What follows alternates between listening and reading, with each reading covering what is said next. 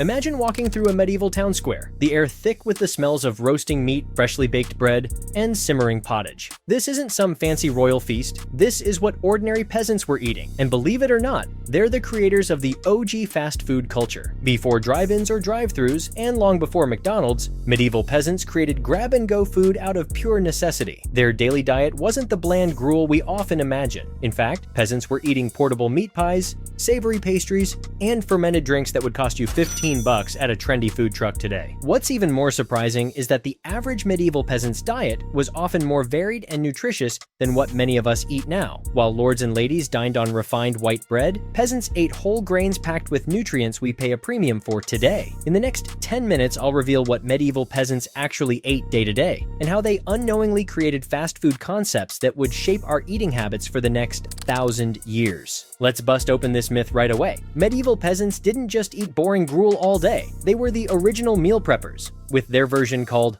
pottage. Picture this. A bubbling clay pot hangs over a crackling fire. Smells and steam sneak out of a thick stew left to simmer all day long. This isn't just any stew. It's a never-ending meal that might keep going for days or even weeks. Peasants would toss in whatever vegetables they had: purple cabbage, gnarly leeks, tear-inducing onions, earthy turnips, along with barley or oats. The genius part? The pot virtually never left the hearth. As the family scooped out portions, they'd simply toss in new ingredients. Monday's leftover chicken scraps became Tuesday's flavor base. It was the medieval version of set it and forget it, the world's first crockpot meal, centuries before electricity. But here's where it gets really interesting. While pottage kept peasants fed at home, they also needed food for the fields. Working from sunrise to sunset meant they needed portable and filling meals that they could eat with their hands. Sound familiar? That's right. The original fast food was born from necessity, not convenience. A short walk through any medieval city market, and you'd find the original fast food joints lined up along the streets. Smoke billows from makeshift grills. Vendors shout their specials. The smell of meat and spices fills the air. Hot pies! Get your hot pies here, straight from the oven. These weren't fancy pies with delicate crusts. They were thick, sturdy pastries, designed to be carried in a pocket or sack without falling apart. Medieval hot pockets, if you will. The Cornish pastry was the most popular style, designed specifically for tin miners with dirty hands. The thick, crimped edge served as a handle that workers could hold, eat the filling, and toss the contaminated crust away. It was the original disposable packaging. Street vendors in medieval cities sold these handheld pies, filled with whatever meat was available, usually beef, rabbit, or pork, mixed with vegetables and gravy. Records from 1350 London show that rabbit pies cost just 1 penny, making them the medieval equivalent of a dollar menu item. Think that's just a coincidence? The modern fast food industry is built on the exact same principle: cheap, portable food that working people can eat quickly without utensils. The only difference is the drive-through window. But meat pies weren't the only fast food option for medieval peasants. Fried dough was another popular street food, basically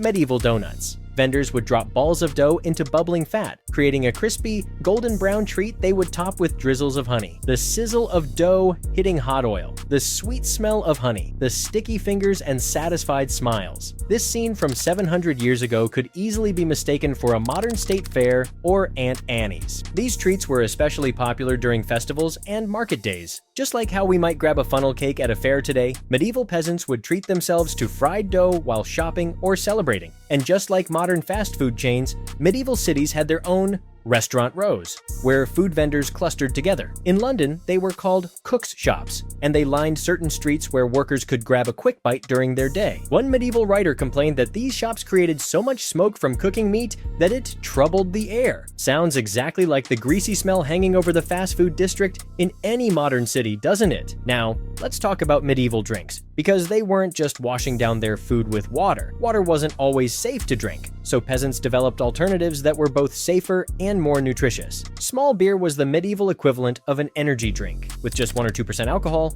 less than a modern kombucha, it was safe for everyone to drink, even children. It provided calories, hydration, and a small buzz to help get through a long day of physical labor. Women known as alewives brewed this beer at home and sold it door to door or from small stands. Picture a medieval woman with a barrel on her hip going house to house selling cups of fresh ale. The tech bros who create DoorDash and Uber Eats look like visionaries, but all they've done is rebrand a centuries-old practice. How did you know where to buy ale? Alewives would place a special stick called an ale stake outside their door, the original neon beer sign. Church ales, community brewing events, functioned like medieval Starbucks, where people gathered to socialize while enjoying their drinks. The church would brew a batch of ale, and villagers would pay to drink it, with proceeds going to church repairs or charity. In Pittsburgh, we have a couple of churches turned breweries, right in line with medieval practices. The medieval fast food timeline shows a clear path to our modern habits. After the Reformation banned church ale sales in the 1520s, secular vendors took over. By the 1660s, London's first coffee houses sold pre-made sandwiches alongside their drinks. 300 short years later, White Castle adapted assembly line pie-making techniques to create the modern burger joint. When McDonald's brothers opened their restaurant in 1948, they borrowed concepts that medieval monasteries had perfected centuries earlier. The through line connecting all these developments? Making calorie-dense food portable for workers, a need that hasn't changed much at all since the Black Death. Here's the mind-blowing part. Medieval peasant food was actually healthier than what most of us eat today. No, seriously, their bread was made from whole grains. Unlike the refined white bread that nobles preferred, modern nutritionists now tell us that whole grains are far healthier, containing more fiber and nutrients. So while the lords and ladies were eating the medieval equivalent of Wonder Bread, peasants were eating what we'd now call artisanal whole grain loaves that would cost $7 at a fancy bakery. Peasants also ate a wider variety of vegetables than the nobility. While lords and ladies turned up their noses at peasant food, the working class benefited from the nutrients in cabbage, leeks, turnips, and foraged greens. Today, we pay premium prices for organic vegetables and wild forage foods that peasants got for free. Even their meat consumption was more sustainable. Peasants used every part of the animal, what we now call nose-to-tail eating. This wasn't just thrifty. It provided a wider range of nutrients than just eating prime cuts. When a pig was slaughtered, nothing went to waste. The meat was preserved as bacon or ham. The blood became black pudding. Intestines became sausage casings. And even the feet were pickled or made into jelly. Today, high-end restaurants charge $30 a plate for these same peasant cuts. The irony, the medieval approach to fast food also solved another modern problem: food waste. Those meat pies often contained leftover meat and vegetables that might otherwise have been thrown away. Stale bread wasn't tossed in the trash, it was transformed into trenchers, edible plates that soaked up sauces and juices before being eaten or given to the poor. Imagine if your McDonald's tray was made of bread that you could eat after finishing your burger. This waste not, want not approach is something our modern fast food industry could learn from. Medieval fast food was sustainable out of necessity, not because it was trendy. So next time you unwrap a breakfast sandwich or bite into a handheld pie,